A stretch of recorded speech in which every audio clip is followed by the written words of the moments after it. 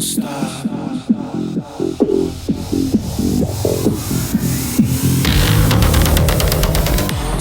for joining me on the Everything and Anything in a Big Gay podcast.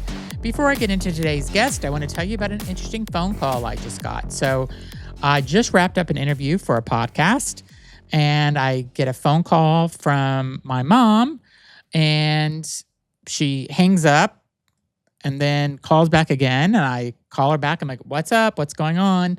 She goes, nothing. I have a question about one of your podcast episodes I'm listening to. I'm like, okay, I didn't know you were listening to my podcast episode. She goes, I listen to them all now. I'm like, okay, awesome. Great. And she says, what's the top and the bottom? I'm like, oh, okay. I'm like, what are you listening to? She goes, well, I'm asking about these people that are into kink. And I'm like, you're listening to that episode? She goes, yeah. She goes, but what's a top and a bottom? So my 76-year-old mother, I had to stop and explain in the middle of a day what the top and the bottom means. And thank God she didn't get into what's a versatile and what's a side and what's all the other things. So we educated her on top and bottom today. And yeah, I didn't think I was ever going to have that conversation with my mom, but she wanted to know. And she's like, thanks for telling me, and talk to you later. Love you. Bye. And that was it. So my mom is now got the LGBTQ plus lingo going. So maybe she'll share it with some of her friends. I feel like a lot of people, though, know what a top and bottom is, but I did not expect my 76-year-old mom to be curious about that. But hey, she listens to a podcast that's going to the LGBTQ plus community mostly, and she needed to know, and I told her. And now we're done. So let's get into my guest today. His name is Philip Anthony, and I really, really, really like Philip Anthony. He has a radio show on AM 950, which is in Minneapolis. It's the progressive voice of Minnesota. And he has a show called the Downright Upright Show, which I had the pleasure of being a guest on. He's really fun. Him and his husband, he grew up, I believe, on the East Coast in New York area, and he's been there for 17 or 18 years in the Minneapolis area. My husband is like dying to go to Minneapolis because we've heard so much about it. We know there's a big LGBTQ plus community. Philip was actually telling me back in June that they had a Pride Festival there, and that they had the AM radio show had a or the station had a booth there, and they had a big turnout and stuff. So it sounds really fun. I loved being on his show. He filled in for another person for somebody else's show on his radio station that I got to be a part of. So it was so generous of him to come on just to be part of live radio that time, and it was fun. So yeah, maybe it's something I'll want to do in the future. So as I expand my entertainment wings and see where I go from there. So anyway, enjoy my episode with Philip Anthony. Again, he's on. I will put links in my podcast description or the video description, however you're watching this. But check out his show. It's am950radio.com. And his name is Philip Anthony. It's called the Downright Upright Show. So check it out because it's a great show. Thanks for listening. Hi, everybody. Thanks for joining me on the Everything and Anything in a Big Gay podcast. Today, I have a guest all the way from Minnesota. And it's not Miss Richfield, 1984. It is Philip Anthony, who is a radio personality and host. Thank you for being on my show. It's a pleasure. Thank you for having me. So I was on Philip's show maybe a week or two ago. And we had a great time. We had a good connection, and I'm like, I need his energy in my show. So here he is. So thanks so much for doing. So just so everybody knows, his show is called Downright Upright. And I want to know what you were doing before you started doing your radio show in Minnesota. Things I really have, Zach. It's been, I'm not as young as you think I am. No, I started off as a teacher. Then I worked in the legal field for a little while. The late 90s, my mom passed, and I started spiraling. I mean, I'm an only child, and you know how gay boys are with mom. They love their moms. And so I needed to do something to get out of that situation. So I applied to be a flight attendant. And they based me here in Minneapolis, St. Paul. Was the best move I ever made because I met so many wonderful people, so many great friends, and yeah, a great community here, as you know. I'm sure Yeah. you heard about, the Renee Good and Yes. Alex Preddy, the murders of those two amazing humans, and everybody came together. It didn't matter what color, what Yeah. race, religion, and I just love the community here. So I'm really happy. I met my husband. I mean, who could ask for anything more? I mean, where did you grow up? You grew up on the East Coast. Where on the East Coast? Yeah, New York City. So did you ever think you would be living in the Midwest? No, no. Okay. It's funny. When I went to training for my flight attendant job, the last day they tell you what your base is. And so this guy comes in with an envelope, kind of like the Academy Awards, Yeah, yeah. this class will be going to, and he said Minneapolis, St. Paul, and you could hear audible intake of air. Like, people were shocked until I moved here because, my image of Minneapolis, St. Paul was the tundra. Yeah. I mean, I think of the Golden Girls.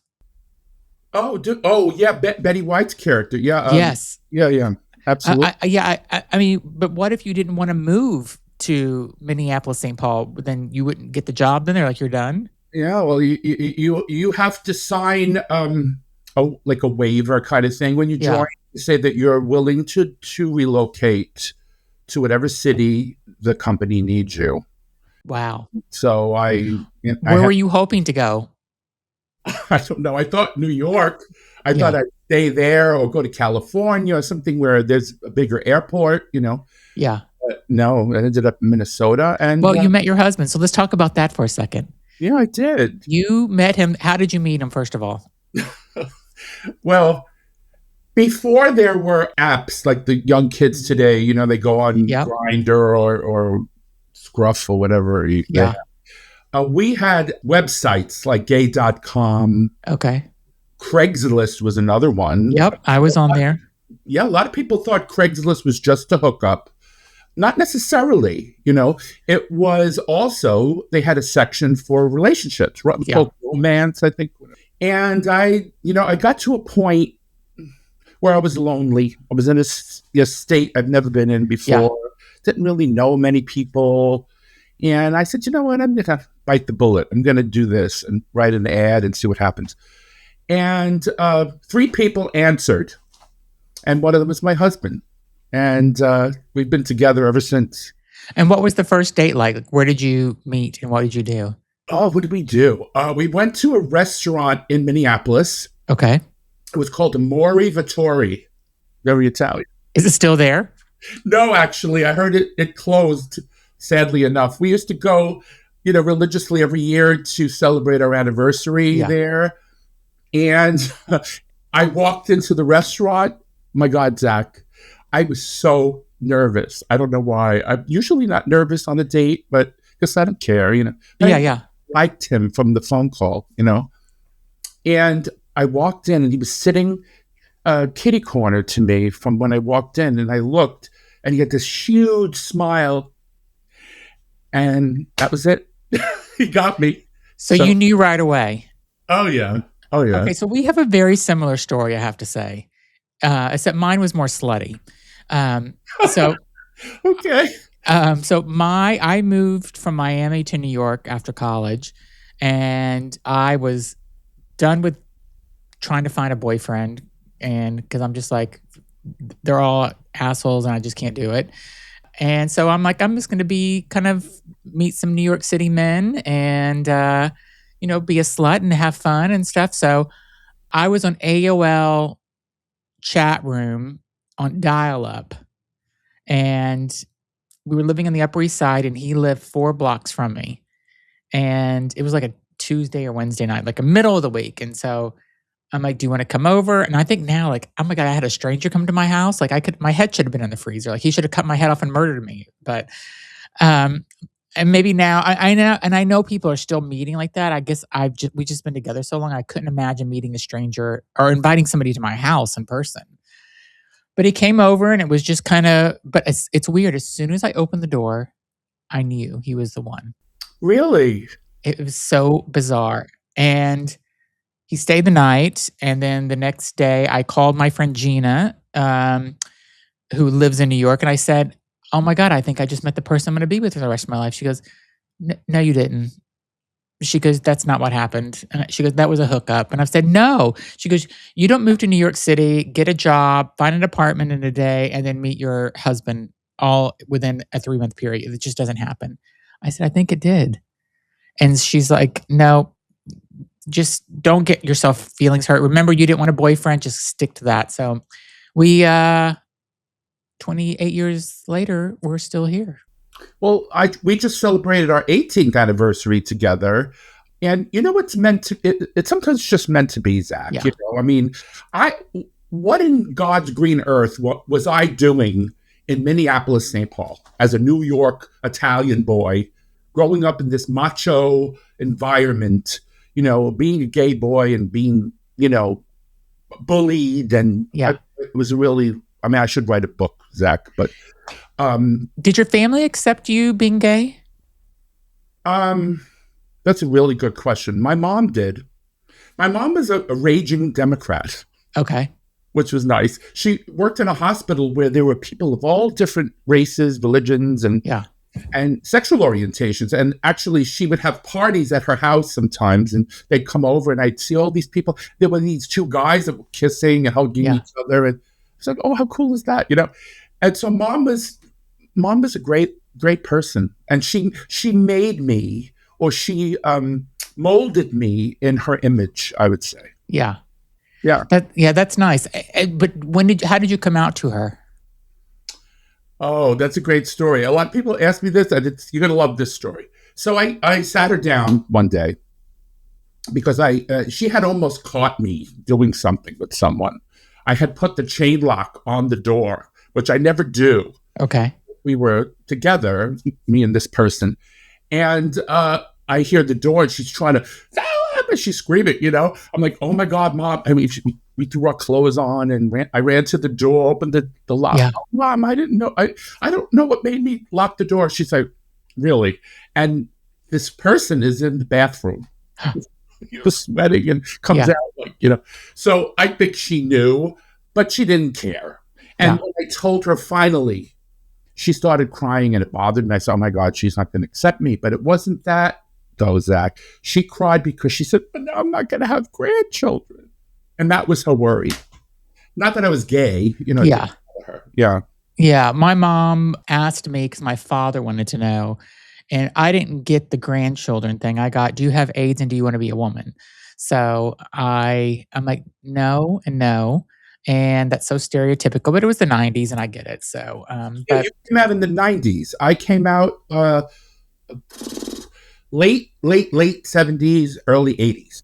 Yeah. So, you know, I get where she was coming from. And now she could care less. My brother's gay too. So she has 2 gay sons. So no grandchildren for her either. So. Yeah, well. Yeah. You can always adopt if you want, you know. No, I'm too old for adopt. And I don't need a kid. I need Gucci shoes, not children. So. Yeah, I do too. Anyway. So tell me, a little bit about your radio show. I think people would be curious to know, because I think before, you know, Renee Good and everything started happening with ICE, I guess I thought as Minnesota as more of a conservative in some ways. And it's the total opposite. Like I was so educated during this time about the people that are in Minneapolis and stuff and how much of a community they are. So you have a progressive radio show. So talk to me about that. And is it like a shining light that's kind of in the Midwest for you in a way? I mean, Chicago is in the Midwest and they're very liberal too, but you know, there's not a lot of very liberal, progressive shows and people in the Midwest. So you must really kind of stick out a lot, right? Well, our station is progressive. We're the Progressive Voice of Minnesota, AM 950. And so all of the shows, you know, to the T, are all about either progressive issues, LGBT. We have a block of shows LGBT oriented, Zach. We have our sponsors are LGBT, some of them, and progressive. So it's it kind of reflects the community, I would Yeah. say. But as you know, there are a lot of stations, radio stations that are the other side of the aisle, Yes. Yes. and they're buying up all of this media. Yes. We are like this little dot in a sea of red, even though we're a blue state. We're the only state, if you remember, that's been blue. Even when Ronald Reagan won his landslide election, Minnesota was the only state that voted blue in that election. So we are a blue state pretty much. Yes. It's just that right now, this environment is all buying up, what they did with Colbert and what they did with Scott Pelley. And I could go on and on. I can't remember all the people that are being, fired. Yeah, exactly. Essentially. And so I'm praying that our station can thrive in this environment. That's what I'm worried about. I mean, I think I think it will thrive for sure, because I think that you guys are the light that people are looking for in your area. So, I mean, if they don't have you, where would they go? Thank you. Good point. I mean, is there an NPR there? That's yes, we do have MPR and NPR. Yes, they're public. Okay. We have pub PBS on our TV networks. We have a couple of PBS stations. Yeah. So there is some liberalness. This word going on in our environment, in our state, and we still have MS now. I think that's the only corporate state. Oh yeah. I mean, I think CNN people have given up on at this point. So because it's been Ellison bought it, pretty much, and Paramount and all these other organizations, and they're trying to feed the other side of the aisle, the narrative, like Trump is sunshine, lollipops, and rainbows, which is not ever going to be something I will think of him as. So yeah. I wanted to ask you, like, what made you kind of move from kind of just being on air to doing more interview style radio? Like, what made you want to do that? Okay, so at the beginning of this show, when I first started, Zach, it wasn't a radio show. It was a podcast that I created because, as you know, during COVID, everybody was doing podcasts. It was like the nouveau thing to do. Yeah. Like sourdough and yoga and, yada, yada. So I said to myself, where is the LGBT programming? Where is it? Yeah. Where is it? There is none, right? So I said, you know what? I'm going to lift my community up because, we've been going through the mill for years. Yeah. Especially now during this administration. So I created this podcast, and at the beginning, don't listen to the early episodes, folks. Yeah, that's what I say too. Don't listen to my early episodes either. I know, right? They were terrible. I was so automatronic. I was like, hello, my name is Philip. And then the producers would say, Philip, if you want to get on the radio, because that's what my aim was, to try to get the station to pick me up, because I had spoken to the owner of the station. He said, you got to be more yourself. You're more animated. Don't be NPR. Hello, good morning. That wasn't me, So I started being myself more, Zach. Like, you're yourself now. Yeah. And that's why you're such a phenomenon to me. And I think all the podcasters and radio hosts that are themselves are getting many more eyeballs than the people that are trying to be like, I don't know, stuffy. Yeah, politically correct and just talking like off of a script. Almost some of them sound like, just like, what's going on? Like, I see some of these podcasts and radio shows where they must have like a list of 10 questions that they ask every single guest, and and they don't have a conversation. So like, because I don't really know, I didn't know what we were going to talk about. I know you know how to talk, but that's how I do it with all my guests. Like, I kind of just I'll have some ideas of like, obviously I knew who you were because I did your radio show, but I feel like we just end up having a good conversation at the end of the day, whenever it's not so scripted.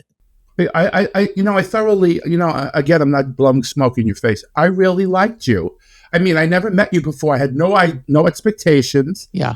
I just went into the show. I said, I'm just going to be me and see what happens. And I was just, you're just such a real person. And I think, when people keep it real, Yeah.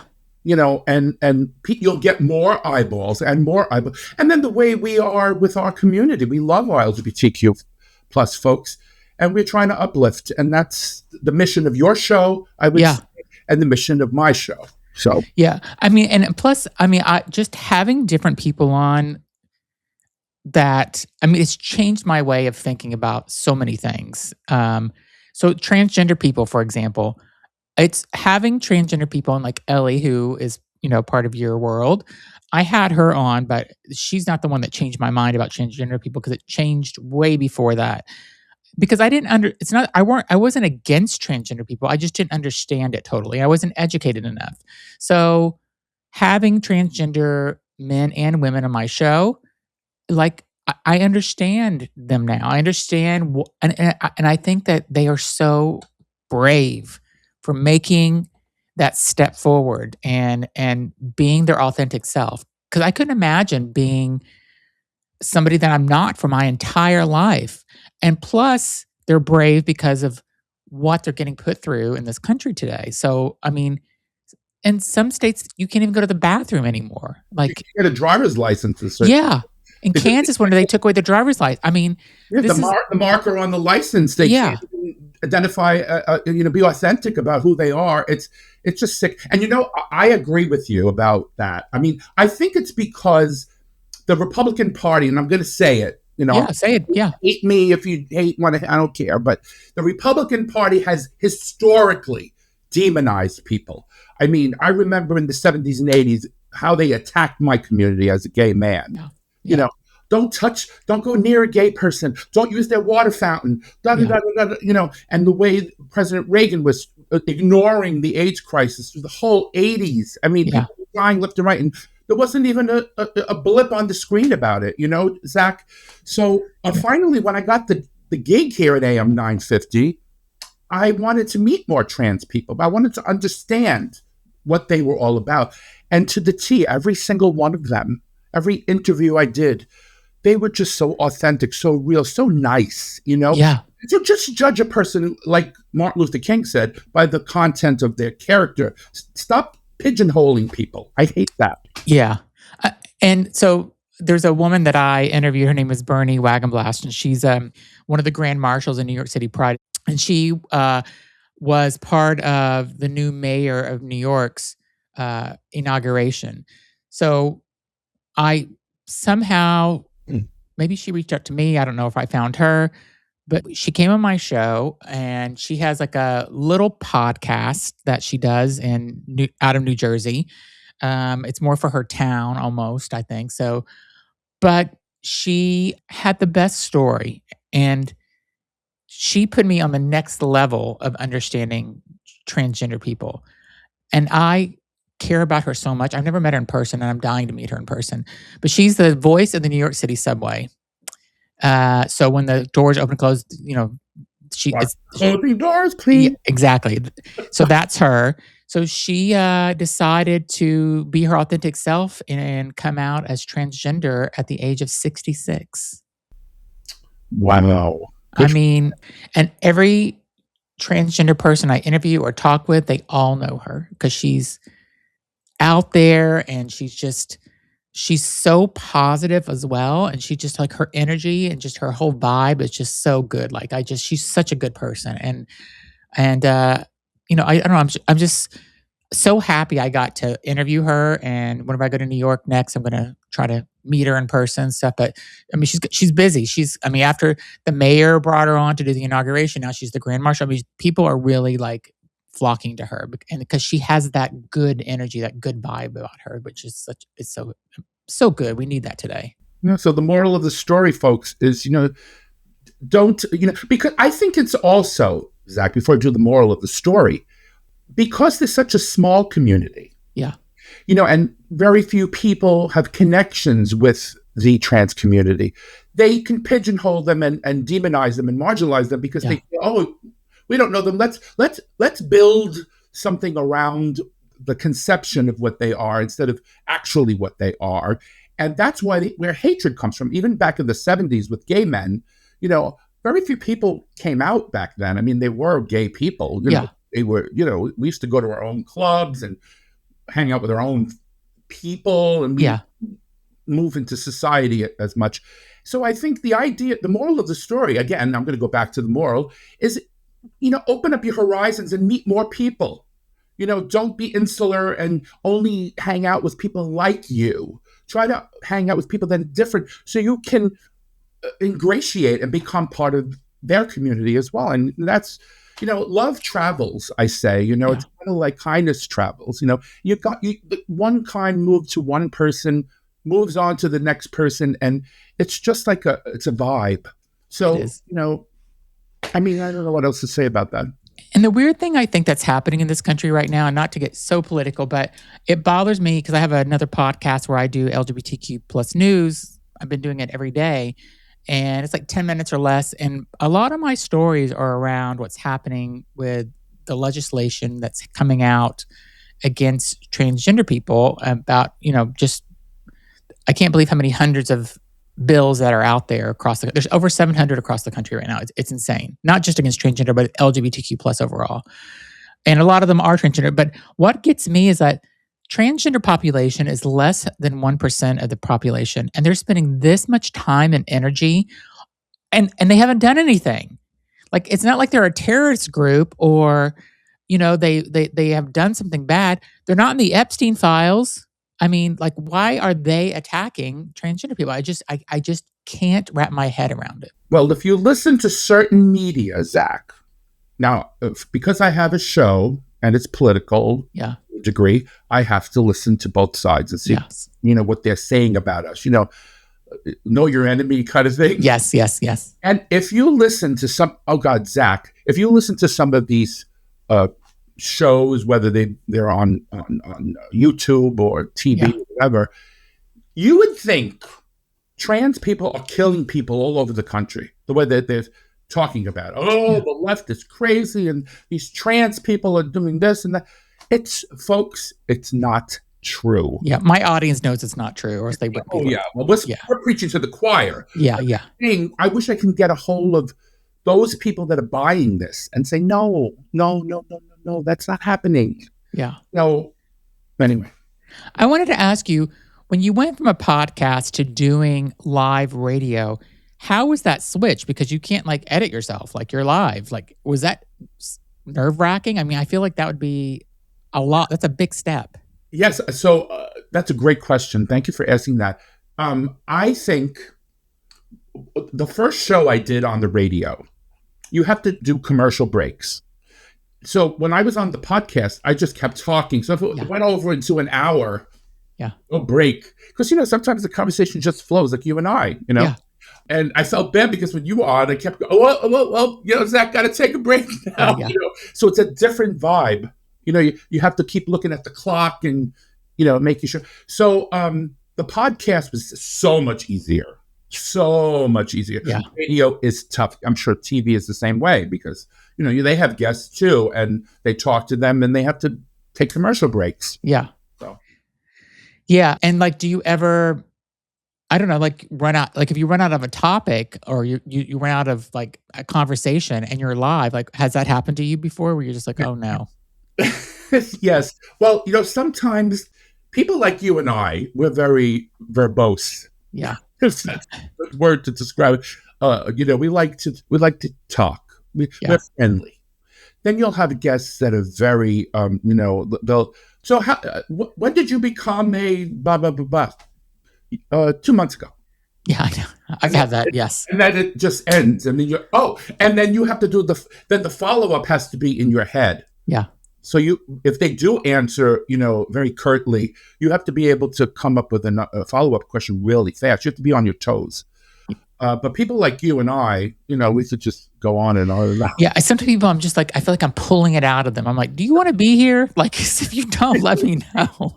I know. It's funny. It is. But they have a message that I want them to I want their voice basically out there. And they may not be the best messengers sometimes. Yeah. But I want their point of view and I want people to hear what they have to say. Yeah, and sometimes you got to get people to warm up a little bit also. You got to once they get going, then you can't get them to shut up. So, Yeah, yeah. yeah, yeah. Well, I think the best guests are those that they answer the question the way you ask it, and then in a more, in a fuller way, and Yeah. then you go to the next question, and it just becomes more of a flow, like you and I did. Or Yes. the people that they just answer yes, no, maybe, 3, 5, that kind of way. Yeah. It becomes a little more difficult. So yeah. Do you kind of get into different topics in your show outside of kind of the political type of things? Like I've kind of read a little bit about afterlife and things like that. Do you talk about that at all? Afterlife. Did I ever have? I had Zach. I have 179 or 78 episodes. So Oh, I wow. can't even tell you but I would say the majority have been authors, performers, entertainers, politicians, LGBT movers and shakers. Yeah, you have like you have trans and gay guests and lesbians Yes, and people of the community also that are kind of coming in, right? That have a point of view that can make a difference in a way. yes, yes, yes. I mean, I've had some people that famous singers from the past, because I'm not exactly a whippersnapper here. Yeah. I was born in the early '60s. Oh, you were? Yeah. Yes. Good for you. I remember Martin Luther King being assassinated. That's how. I mean, I was 8 or 7, and my mom was screaming. It was my birth. He was murdered on my birthday, April the 4th. And I remember my mom screaming. I was having a birthday party, and my friends are there, and she's, "Oh my God," And I was, "Mommy, and she was in tears because she saw the good work that he was doing, Yeah. trying to get people just to love one another, and stop the BS, and they just wiped out all of these civil rights leaders, one after the other. Yeah. Malcolm X. I mean, it's just, and then they wonder why Black people are angry. Yeah. It's amazing to me. Yeah. I mean, How about whenever you're thinking and you're talking about maybe with a younger LGBTQ plus group, don't you see such a huge difference in like how you and I have looked at this world and grew up in it? And, we didn't have same sex marriage. There was a lot of rights we didn't have. You couldn't be, openly gay, for a certain part of your life. And now, I feel like that the younger generation that is out there, I'll say early 20s, even mid, late 20s, they didn't have to go through any of this. Like they had same sex marriage whenever they were, you know, when they decided to come out of the closet. Plus, a lot of kids are coming out now in junior high and high school, which I think is so amazing that you can do that. Because if that was not the case at all whenever I was growing up, like you would have been, if you would have come out as gay in my high school, you probably would have been beat the hell out of, or possibly worse. I mean, yeah, they have gay straight alliances now. Yeah, the kids that identify as LGBTQ plus can go and meet like-minded people that are just like them. That was not a thing at all. I would have loved that, Zach, to be able to go and meet somebody else that was gay. I mean, we knew who was. Yeah. We used to call it different back then. We didn't say gay. There were kids that were, they were tortured, for being very feminine. But I wouldn't dare hang out with that person. It's sad when you think about it, because if you were seen with that person, or they were seen with you, even, then you were pigeonholed, and they told you that you were FA, last letter. So I'm so happy that the kids of today have gay straight alliances and organizations where they can join and be authentic.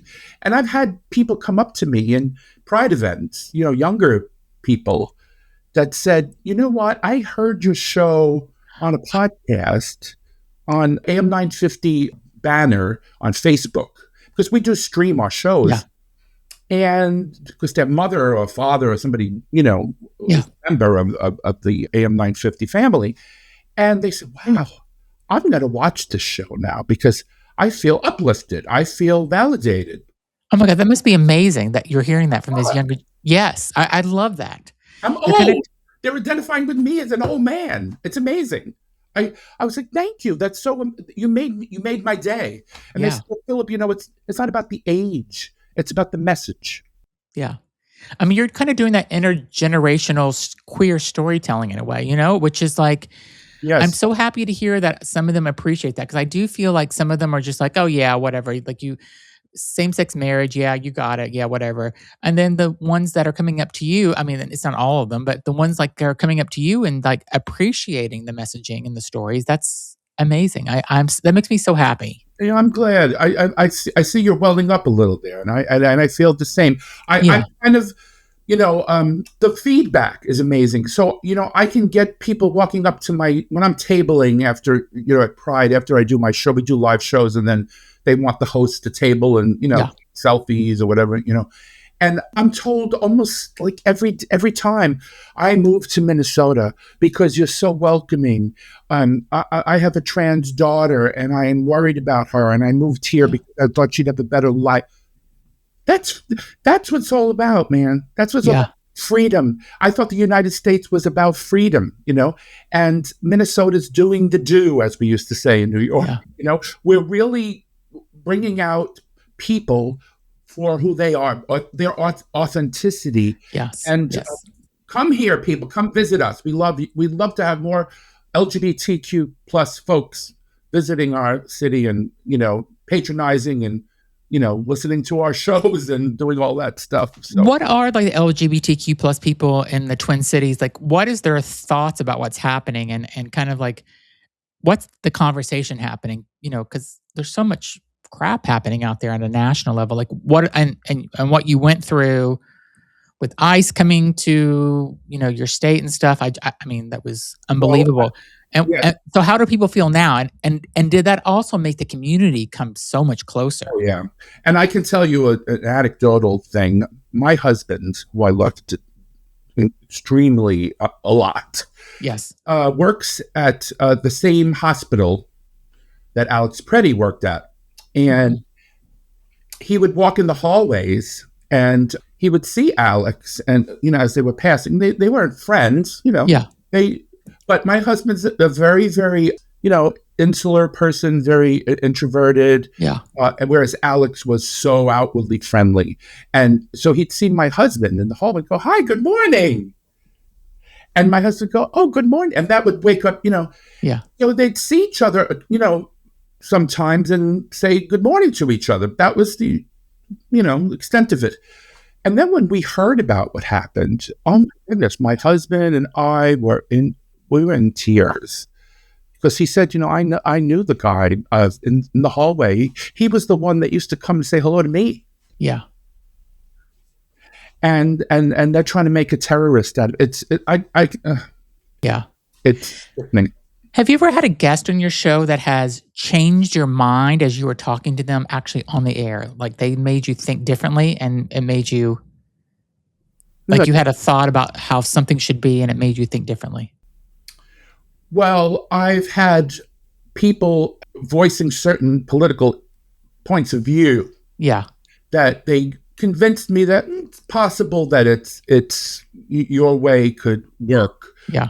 Like we would argue. I was arguing with someone that not arguing. I don't want to say because I don't argue with anybody on my show. Like I said, I try to get their voice out there. Yeah. Somebody that I'm on the same page as. But about the electoral college. Mm. It's not the electoral college, people. Just so you know, that's another thing that bothers me. Like there and there and yeah. Think certain. My mother was an English. I would call her an English fascist. Okay. To speak properly.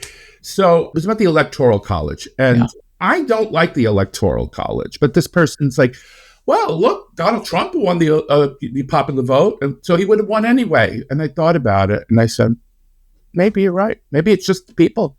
We got to change these people's minds, and they're living a really, really difficult life now. Gasoline prices and grocery prices, energy prices. I thought we weren't supposed to have endless wars. All the Mhm. money he's spending on his vanity projects, Yep. like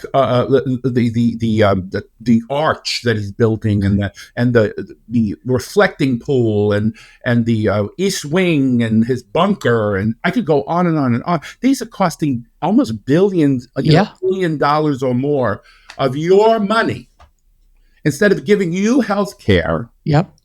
and giving you a better way of life. No, it's not happening. The oligarchy is winning, not us. Yeah. And he's taking away veterans' money for, the VA. And so I just, Yeah. and it's so bizarre to me that a lot of these are the people that are getting impacted are the people that voted for him. And one of the reasons like I like social media is because I love seeing on TikTok and Instagram reels whenever people are like, I voted for him and I made a mistake and I wish I'll never do it again. So I think there's a big shift. I mean, he's always going to have his cult following, but there are people that are waking up, I think, which is like really nice to see. Yeah, well, the rural hospitals, he Oh he yeah. he got a really large percentage of the rural vote. Now they're closing rural hospitals. Yeah. The rural farmers are suffering because the Chinese are not buying their soybeans and Yeah. all that stuff, and the prices. They were saying, oh, the inflation under Biden. That was a transfer from the Trump administration, Trump's first administration, because of the boats were all Yeah. locked up in their countries. They weren't able to go anywhere and deliver the goods. And you're blaming the person who made this thing a fiasco, Yeah. instead of looking at who really did it. But I'm telling you, our president can sell you ice in the wintertime. Yep. He's really good at it. And if you're naive enough to believe it, that's your problem. Yeah. Yep. Oh, If there's something I want to just kind of ask you a little bit about, if you could like thinking about like all the things that you've done in your life, living in New York City, moving to Minneapolis, I think is huge. Doing a podcast, going to live radio. If you could go back and like tell yourself, like when you were, let's say you go back, time travel back, and when you were 18, what would something you would tell yourself at 18 that would maybe alter your course or just give good advice? yeah. Somebody else asked me this question, and it makes me well up. I mean, because I really wish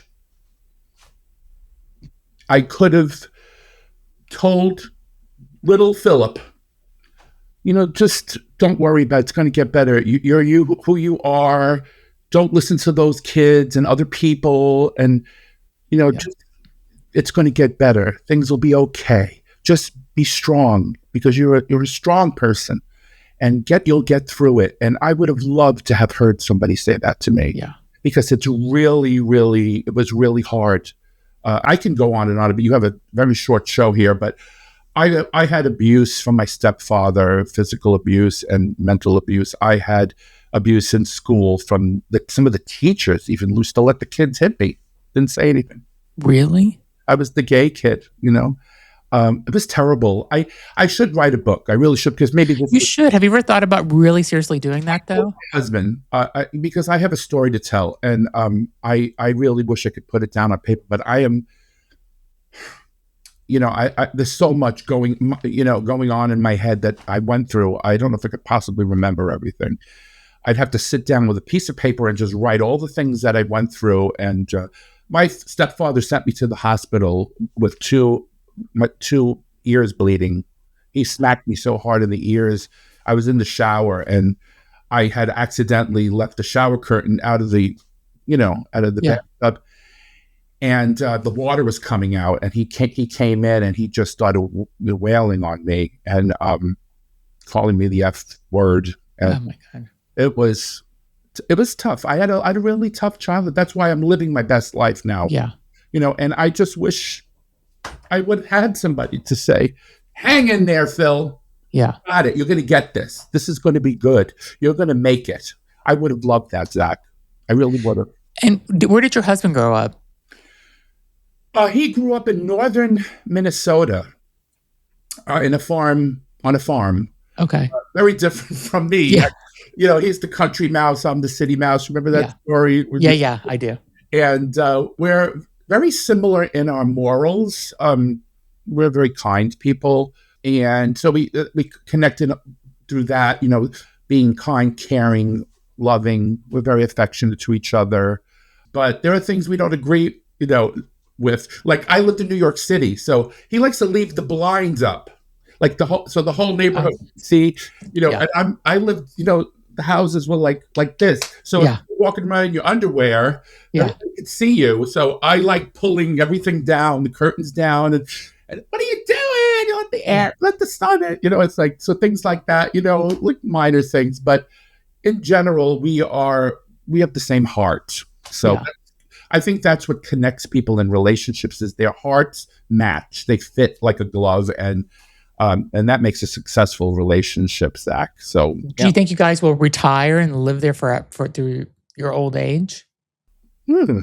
Well, I don't know. I mean, we didn't get that because my husband's a little bit younger than me, and he's going to be 49 this year, and I'm in my mid 60s. So there's a little bit of a gap. But when we were younger, you would notice because I was a young looking 40-ish and he was. Well, you're young looking 60-ish too, so. You're so sweet. Folks, I'm gonna tell your audience. When I first met you, I couldn't believe how old you are. It's up to you to say if you want to say, but. Oh yeah, I'm 53. I tell people. Oh my God. I was like, no way. This guy, you looked early 40s, late 30s to me. Oh, well, I'll take it. So, I mean, even I mean it. I'm not blowing smoke. Again, I'm a very honest person. And I was shocked. I was like, because, but you also come off very knowledgeable and you did have an old soul. So that was kind of like where maybe you can come, but I love your heart. You care about people. Your show is incredible. People fantabulous. And that's fantastic. And Fab was put together twice. Yes. And I just wish you all the success. I really adore you. And folks, I want to tell your audience one other thing. Upon your interview with Ellie, and I was like, I want to meet this guy. Yeah. Because you were so welcoming, and I think that's what we need. We do. We need kindness in this world. We need people that want to stop and listen to what somebody's saying instead of just being on their phone and computer and like barely listening or not paying attention and doing 45 things at the same time. So, like the young people, they go out to dinner with each other. I was just the other day, went to a restaurant. Yep. I don't know if you've experienced this, Zach, but they're all sitting there like this. Yep. And nobody's chatting. Nobody's saying a word. That's happened to me with my friends. We were in a restaurant. There was 10 of us, and they're all on Grindr and Scruff and Sniffies or whatever. And I'm not, because I'm not in an open relationship. So I'm sitting there, I'm like, what are you guys doing? Like, oh, we're looking on Grindr to see who's around. I'm like, we're going to a bar afterwards. Like, find somebody there. Like, let's have dinner together. But do it on your own time. Yeah, but that's just the way the world works. I'm so happy you got to come on my show, and I will, push this message out, and people can listen to your show online as well, right? Yes. So now I'm opening up I opened up a TikTok account. Oh wow! Oh, good for you. Last month I started it, and I'm already like over 100 people follow me. I make silly shorts, my show you could follow on AM 950 on Facebook and Blue Sky. Blue Sky's amazing. And I do my own Facebook page under Philip Anthony, which is my name. I'll put links in the description of this podcast or video so everybody can kind of go there and they can follow you and then listen to your show as well. So yeah, well, I've had so much fun talking to you. I hope this is not the last time, because it will not be. I have a feeling we're going to be friends for a very long time. So thank you so much for being on. Well, you're such a bright light. You're amazing. I love you so much. I love you too. So thank you for being on. And don't forget to check out Philip Anthony's. Go to the description of this podcast and check out his show. And if you're ever in Minneapolis, send him a DM and maybe he'll meet you for a drink or something. So thanks so much for being on. And if you haven't subscribed to the show, please do. And leave a comment. Let us know what you think about this episode. Thanks everybody for listening. Thanks again, Philip. Thank you so much.